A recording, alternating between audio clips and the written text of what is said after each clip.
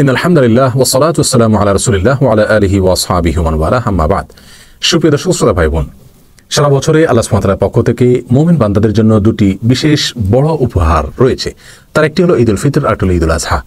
জিলহজের প্রথম দশক এবাদতের দ্বিতীয় বৃহত্তম সিজন রমজানের পরেই এই এবাদতের মৌসুমে বান্দা নেক আমলের জন্য টুটাপাটা যার যতটুকু তৌফিকুল আসে চেষ্টা করে এই এবাদতের মৌসুমে এবাদবন্দি করার পরে আল্লাহ সুবহানাহু ওয়া তাআলার পক্ষ থেকে দ্বিতীয় উপহারটি অর্থাৎ ঈদুল আজহার উপহারটি আল্লাহ সুবহানাহু ওয়া তাআলা দান করে থাকেন। প্রিয় দর্শক, ঈদুল আজহা আমাদের দোরগোড়ায় উপস্থিত হয়ে গেছে। ঈদুল আজহা রাসূল আকরাম সাল্লাল্লাহু আলাইহি ওয়াসাল্লামের যে সমস্ত সুন্নাহ রয়েছে এবং যে সমস্ত মুস্তাহাব রয়েছে, সালাফ থেকে বর্ণিত যে সমস্ত আমল রয়েছে, সে সমস্ত আমলগুলো আজ আমরা আলোকপাত করতে চাই। ঈদুল আজহাকে কেন্দ্র করে যে সমস্ত আমল রয়েছে তার ভিতরে সবচেয়ে গুরুত্বপূর্ণ এবং সবচেয়ে বেশি পরিমাণে যে আমলটি করতে হবে তা হলো তাকবীর পাঠ করতে হবে। আর তাকবীর পাঠের দুটি পদ্ধতি রয়েছে। একটি হলো সাধারণভাবে, অর্থাৎ ঈদুল আজহার রাতে দিনে সব সময় উঠতে বসতে চলতে ফিরতে বেশি বেশি করে তাকবীর পাঠ করা। রাসূল আকরাম সাল্লাল্লাহু আলাইহি ওয়াসাল্লাম বলেছেন, ফাকসিরু ফিহিন্না মিনাত তাকবীরি ওয়াত তাহলিলি ওয়াত তাহমিদি। তোমরা জিলহজের প্রথম দশকের প্রত্যেকটা দিনে, যার ভিতরে ঈদের দিনও শামিল আছে, এই দিনগুলোতে তোমরা বেশি বেশি তাকবীর, তাহলিল, তাহমিদ পাঠ করো। তাকবীর মানে আল্লাহর বরত্ব বর্ণনা করো, আল্লাহু আকবার বলো। তাহলিল মানে লা ইলাহা ইল্লাল্লাহ বলো। তাহমিদ মানে আল্লাহর প্রশংসা করো। আর এই তাকবীর, তাহমিদ, তাহলিল সবগুলোকে একসঙ্গে হাদিসে বিভিন্ন ভাষায় বলার ব্যাপারে পরামর্শ দেওয়া হয়েছে এবং নির্দেশনা দেওয়া হয়েছে। তার একটি হলো আব্দুল্লাহ ইবনে মাসউদ রাদিয়াল্লাহু থেকে বর্ণিত, আল্লাহু আকবার, লা ইলাহা ইল্লাল্লাহু ওয়াল্লাহু আকবার ওয়ালিল্লাহিল হামদ। এর বাইরে আরো বিভিন্ন ভাষা এক্ষেত্রে বর্ণিত হয়েছে, যেমন আল্লাহু আকবার, লা ইলাহা ইল্লাল্লাহু আল্লাহু আকবার ওয়ালিল্লাহিল হামদ। শুধুমাত্র শুরুতে আল্লাহু আকবার 3 বার বলা আছে। এর যে কোনোটি আমরা করলে ইনশাআল্লাহ তাকবীর, তাহলিল, তাহমিদের আমলটি হয়ে যাবে। তাহলে ঈদ উপলক্ষে, ঈদুল আজহা উপলক্ষে আমরা দিনে রাতে বেশি থেকে বেশি তাকবীর সাধারণভাবে আমরা পড়তে থাকবো।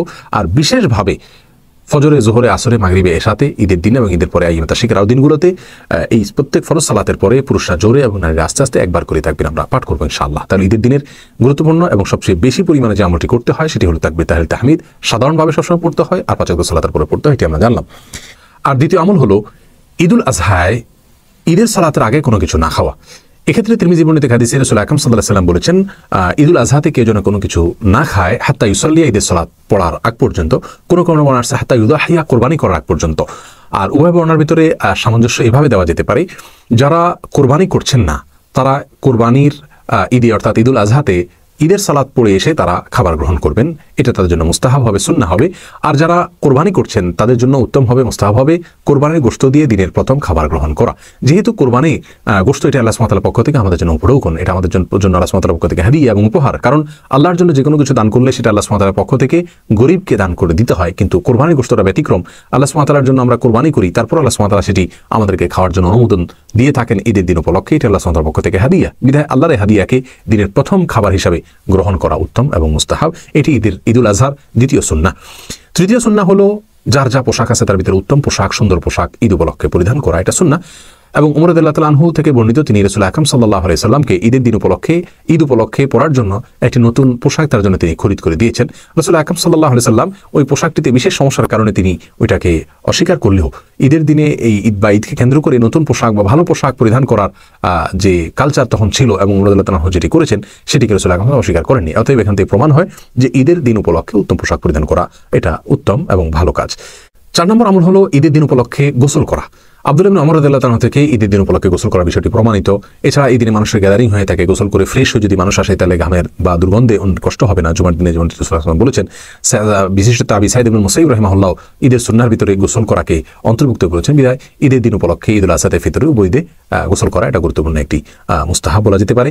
5 নম্বর আমল হলো ঈদের শুভেচ্ছা একে অন্যকে জানানো। মুমিনরা যখন ঈদুল ফিতরে এবং ঈদুল আজহা উভয় ঈদেই একে অন্যের সঙ্গে সাক্ষাৎ হবে ঈদের দিন উপলক্ষে, তখন একে অন্যকে অভিবাদন জানাবেন, শুভেচ্ছা জানাবেন। আর শুভেচ্ছা জানানোর জন্য সাহাবা ইকরাম থেকে যে ভাষ্য বর্ণিত হয়েছে তা হলো তাকাব্বালাল্লাহু মিন্না ওয়া মিনকুম। তাকাব্বালাল্লাহু মিন্না ওয়া মিনকুম এর অর্থ হলো আল্লাহ সুবহানাহু ওয়া তাআলা আমার এবং আপনার সমস্ত নেক আমলগুলো কবুল করুন। কারণ দুটি ইবাদতের মৌসুমের পরে আল্লাহ সুবহানাহু ওয়া তাআলা দিয়েছেন। বিধায় রমজানে যখন তাকাব্বালাল্লাহু মিন্না ওয়া মিনকুম বলা হবে তখন তার অর্থ হবে রমজান মাস জুড়ে আপনি যে ইবাদতবন্দি করেছেন, আমি যতটুকু করার কোশিশ করেছি, চেষ্টা করেছি, আল্লাহ সুবহানাহু ওয়া তাআলা আমাদের উভয়ের এই নেক আমলগুলো কবুল করুন। আর ঈদুল আজহার ক্ষেত্রেও একই কথা প্রযোজ্য যে জিলহজের প্রথম দশকে আমরা যে নেক আমল করেছি আল্লাহ সুবহানাহু ওয়া তাআলা যে তৌফিক দিয়েছেন সেটাকে আল্লাহ সুবহানাহু ওয়া তাআলা আপনার এবং আমার পক্ষ থেকে কবুল করুন। এই ভাষা অভিবাদন জানানো এটা সুন্নাহ।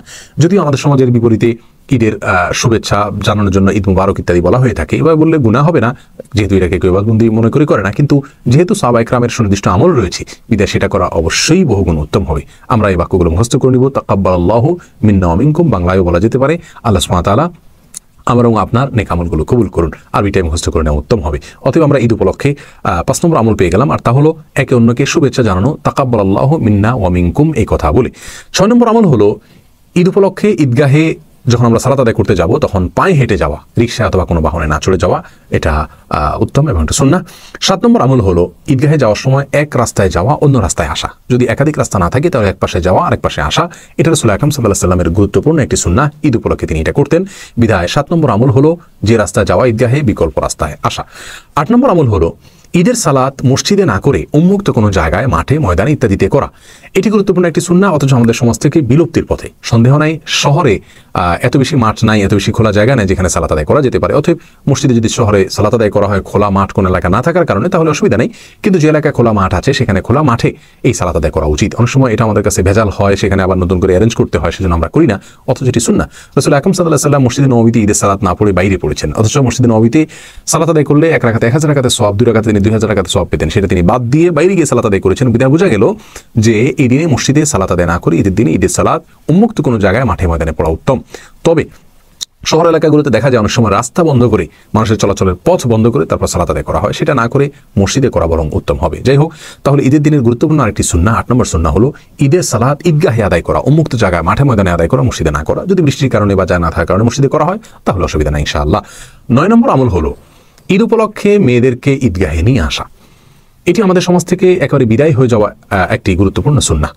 উম্মে আতিয়া রাদিয়াল্লাহু তাআলা থেকে বর্ণিত বিখ্যাত হাদিস রয়েছে, রাসূল আকরাম সাল্লাল্লাহু আলাইহি ওয়াসাল্লাম থেকে তিনি বর্ণনা করেছেন। তিনি বলেছেন, রাসূল আকরাম সাল্লাল্লাহু আলাইহি ওয়াসাল্লাম আমাদেরকে নির্দেশ করেছেন আমরা যেন ঈদুল ফিতরে এবং ঈদুল আজহায় নির্দিষ্ট করে বলেছেন উভয় ঈদে আমরা যেন আমাদের মেয়েদেরকে ঘর থেকে বের করে ঈদগাহে নিয়ে আসি, এবং আমাদের মধ্যে থেকে যারা মাসিক অবস্থায় আছেন, ঋতুবর্তী অবস্থায় আছেন, তাদেরকে যেন আমরা নিয়ে আসি। তারা ঈদের সালাত পড়তে পারবেন না, তারপর ইয়াশহাদনাল খায়র, তারা মুমিনদের মধ্যে মুমিনদের ইবাদতবন্দিকে তারা দেখবে, ঈদের আনন্দে তারা শামিল হবে, তারা কল্যাণ প্রত্যক্ষ করবে, মুমিনদের দোয়াগুলোতে তারা শামিল হবে, এক কথা আনন্দে উৎসবে তারাও শামিল হবে, মাসিক অবস্থায়ও যেন তারা আসে, এবং যুবতী এবং অল্পবয়স্ক মেয়ে তারাও যেন আসে, সব বয়সের মেয়েরা যেন আসে। বর্ণনাকারী বলেন যে আমি রাসূল আকরাম সাল্লাল্লাহু আলাইহি ওয়াসাল্লাম জিজ্ঞেস করলাম, ইয়া রাসূলুল্লাহ, আমাদের মধ্যে অনেক মেয়েদের ওড়না নাই, তারা কিভাবে আসবে, তারা তো পর্দা করতে পারবে না। তখন রাসূল আকরাম সাল্লাল্লাহু আলাইহি ওয়াসাল্লাম বলেছেন, অন্য মেয়ে যার পর্দা আছে, যার ওড়না আছে, তিনি তার ওড়নায় তাকে শেয়ার করবেন, তার সঙ্গে সে ওড়না শেয়ার করবেন, এবং এক ওড়নার ভিতরে 2 জন মাথা গুজে আসবেন, তারপরেও পর্দা রক্ষা করে যেভাবে হোক আসবেন, তারপরে তিনি ঈদগাহে আসবেন। প্রিয় দর্শক, ঈদগাহে মেয়েদেরকে উপস্থিত হওয়ার জন্য রাসূল আকরাম সাল্লাল্লাহু আলাইহি ওয়াসাল্লাম এরকম গুরুত্ব আরোপ করেছেন। সাধারণ অবস্থাতে 5 ওয়াক্ত নামাজ মসজিদে না পড়ে বাসায় পড়া উত্তম মেয়েদের জন্য, এরপরে কোনো সন্দেহ নেই, এরপরে বহু বর্ণনা রয়েছে। অতএব 5 ওয়াক্ত সালাতের কথা আর ঈদগাহের এসে ঈদের নামাজে মেয়েদের শামিল হওয়া দুটি সম্পূর্ণ ভিন্ন বিষয়। অতএব ঈদগাহে মেয়েদের আসার রাস্তা আমাদের উন্মুক্ত করা উচিত এবং এই সুন্নাহটাকে আমাদের চিন্তা করা উচিত। বিশেষ করে উলামায়ে কেরামদেরকে এই কাজটির জন্য অগ্রসর হওয়া উচিত এবং তাদেরকে দায়িত্ব নিয়ে আগ বাড়া উচিত। প্রিয় দর্শক, এক্ষেত্রে আলাউস সুনান নামক কিতাবে ফিকহে হানাফি দৃষ্টিতেও ঈদের সালাতে মেয়েদের উপস্থিত হওয়ার বিষয়টিকে শিথিলতার সাথে দেখা হয়। অন্যগুলোকে যেরকম মাকরু বলা হয়, এক্ষেত্রে মাকরু বলা হয় না, অথচ এই আমলটি আমাদের সমাজ থেকে, আমাদের দেশ থেকে একেবারে বিদায় হয়ে গেছে। বিদায় ঈদের নামাজে মেয়েদের আসার ব্যবস্থাটা আমাদের করা উচিত এবং সুন্নাহটা জিন্দা করা উচিত। আল্লাহ সুবহানাহু ওয়া তাআলা আমাদের সকলকে এই প্রত্যেকটি সুন্নাহ, প্রত্যেকটি আমল করার তৌফিক দান করুন। এক নজরে আমরা আবারও বলে দিচ্ছি, ঈদুল আযহা উপলক্ষে একটি সুন্নাহ হলো তাকবীর পাঠ করা সাধারণভাবে সব সময় এবং প্রত্যেক 5 ওয়াক্ত সালাতের পরে আল্লাহু আকবার, আল্লাহু আকবার, লা ইলাহা ইল্লাল্লাহু, আল্লাহু আকবার, আল্লাহু আকবার, লিল্লাহিল হামদ। দ্বিতীয় সুন্নাহ হলো ঈদুল আজহাতে যারা কোরবানি করবেন, কোরবানি গোশত দিয়ে দিনের প্রথম খাবার গ্রহণ করা, অন্য কিছু না খাওয়া তার আগে, আর যারা কোরবানি করবেন না ঈদের সালাতের পরে তারা খাবার গ্রহণ করা। তৃতীয় সুন্নাহ হলো উত্তম পোশাক পরিধান করা। 4 নম্বর সুন্নাহ হলো গোসল করা, যেমনটি আব্দুল্লাহ ইবনে ওমর এবং সাইদুল মুসাইব রাহিমাহুল্লাহ তাদের থেকে বর্ণিত। এবং 5 নম্বর আমল হলো ঈদের শুভেচ্ছা জানানো, একে অন্যের সঙ্গে ঈদের দিন দেখা হলে তাকাব্বালাল্লাহু মিন্না ওয়া মিনকুম বলা। কেউ যদি বলে তাকেও জবাবে একই কথা বলা যেতে পারে, তাকাব্বালাল্লাহু মিন্না ওয়া মিনকুম, আল্লাহ আপনার আমার নেক আমল কবুল করুন। এবং 6 নম্বর আমল হলো ঈদগাহে পায়ে হেঁটে যাওয়া, কোনো কিছুতে আরোহণ করে না যাওয়া। 7 নম্বর আমল হলো এক পথে যাওয়া অন্য পথে আসা। 8 নম্বর আমল হলো ঈদের সালাত মসজিদে না পড়ে ঈদগাহে পড়া, উন্মুক্ত জায়গা পড়া, মাঠে ময়দানে পড়া। এবং 9 নম্বর আমল হলো মেয়েদেরকে ঈদের সালাতে আসার ব্যবস্থা করা, তাদেরকে ঈদের সালাতে নিয়ে আসা, ঈদের ময়দানে তাদেরকে নিয়ে আসা। এই আমলগুলো মোটামুটি ঈদুল আজহার সুন্নাহ এবং এই সুন্নাহগুলো আমরা পালন করার চেষ্টা করব। প্রিয় দর্শক, সেই সাথে ঈদুল আজহা উপলক্ষে 4টি বিষয় আমাদেরকে সতর্ক থাকতে হবে, সেগুলোর জন্য আমাদের দ্বারা কোনো অবস্থাতেই না হয়। তার ভিতরে প্রথম বিষয়টি হলো আমরা অনেকেই মনে করি ঈদের দিনে কবর জিয়ারত করা সুন্নাহ। এই ধারণা থেকে আমাদেরকে বেরিয়ে আসতে হবে। হ্যাঁ, আপনার ঈদের দিনে আপনার বাবা মার কথা, আত্মীয় স্বজনের কথা, আপনার কোনো মুরব্বীর কথা, বন্ধুবান্ধবের কথা মনে হলো তিনি মরে গেছেন বা তিনি মৃত্যুবরণ করেছেন, তাকে আপনি স্মরণ করেছেন বা তার কথা আপনার স্মরণ হয়েছে, আপনার খারাপ লেগেছে তাই তার কবর জিয়ারত করেছেন, এটা ভিন্ন কথা। কিন্তু এই দিনে অনেকেই দল বেঁধে এবং নিয়ম করে কবরস্থানে যান কবর জিয়ারত করার জন্য। জেনে রাখা উচিত ঈদের দিনে কবর জিয়ারতের জন্য বিশেষ কোনো নির্দেশনা নাই। বিধায় এটাকে সুন্নাহ বা গুরুত্বপূর্ণ আমল, মুস্তাহাব বা এরকম কিছু মনে করলে সেটা অনুচিত হবে, ভুল হবে। দ্বিতীয় যে বিষয় আমাদেরকে সতর্ক থাকতে হবে তা হলো আমরা অনেকেই ঈদের সালাতের পরে মুআনাকা করি, কাঁধে কাঁধ মিলাই। এই যে কাঁধে কাঁধ মিলানো, গলা মিলানো বা মুআনাকা করা, এটা ঈদের কোনো সুন্নাহ নয়। যদি আপনি অভিবাদন জানিয়ে অনেকদিন পরে কারোর সঙ্গে সাক্ষাৎ হয়ে সেই সময় মুআনাকা করেন তাহলে ভিন্ন কথা, কিন্তু এটাকে ঈদের সুন্নাহ মনে করা এটা অনুচিত, এটা ভুল ধারণা। 3 নম্বর যে বিষয়ে সাবধান করবো তা হলো ঈদের দিনে সিয়াম পালন করা বা রোজা রাখা হারাম, জায়েজ নাই, কোনো অবস্থাতে এটা করা যাবে না। এই দিনে আনন্দ প্রকাশ করতে হবে, সেই জন্য খানা গ্রহণ করতে হবে, খাদ্য গ্রহণ করতে হবে এবং সিয়াম পালন করা, রোজা রাখা যাবে না। আর 4 নম্বর যে বিষয়ে আমাদেরকে সতর্ক থাকতে হবে তা হলো ঈদের দিনে আমাদের সমাজে অনেক মানুষকে দেখা যায় হাই ভলিউমে তারা গান বাজনা ইত্যাদি শুনে থাকেন, বাজিয়ে থাকেন। আবার অনেকে দেখা যায় যে তারা নারী পুরুষ একসাথে ঢলাঢলি করে মেশামেশি করে তারা বের হয়ে থাকেন রাস্তাঘাটে। নারীরা অশ্লীল এবং খোলামেলা পোশাকে তারা বের হন এবং একে অন্যে নিজেরা আড্ডাবাজি করতে থাকেন হারামভাবে। নারী পুরুষ একসাথে পর্দার বিধানকে লঙ্ঘন করে এবং অশ্লীলতা করে তারা ঈদের দিন বের হয়ে থাকেন। প্রিয় দর্শক, ঈদ আল্লাহ সুবহানাহু ওয়া তাআলার পক্ষ থেকে উপহার, আল্লাহ সুবহানাহু ওয়া তাআলার পক্ষ থেকে বিশেষ নিয়ামত। আর এই দিনে আল্লাহ সুবহানাহু ওয়া তাআলার বিশেষভাবে আল্লাহর অবাধ্য হওয়া এবং বিশেষভাবে আল্লাহর নাফরমানি করা এটা কোনো অবস্থাতে একজন মুমিনের চরিত্র হতে পারে না। বিধায় ঈদের দিনে গান বাদ্য ইত্যাদি বাজানো, অশ্লীল পোশাক পরে বের হওয়া, নারী পুরুষ একসাথে ঢলাঢলি করা, মেশামেশি করা, মেলামেশি করা এবং পর্দার বিধানকে লঙ্ঘন করা, যেটা অন্য সময় আমরা অনেকে করি না অথচ ঈদের দিন করে থাকি, এটা থেকে আমাদেরকে বেরিয়ে আসতে হবে। এই অসুস্থ কালচার থেকে, এই অসুস্থ চেতনা থেকে, অসুস্থ সংস্কৃতি থেকে, এই বদভ্যাস থেকে আমাদেরকে বেরিয়ে আসতে হবে এবং আল্লাহর জন্য আমাদের প্রত্যেককে আমাদের ঈদগুলোকে পবিত্রতার সাথে আমাদের পালন করতে হবে। বিধায় এই বিষয়ে আমরা সতর্ক থাকি। প্রিয় দর্শক, ঈদের যে সুন্নাহগুলো রয়েছে, মুস্তাহাবগুলো রয়েছে, আসুন সেগুলোকে আমরা পালন করার চেষ্টা করি। সেই সাথে যে 4টি বিষয় আমরা সতর্ক থাকতে হবে সেই বিষয়ে আমরা সতর্ক থাকার চেষ্টা করি।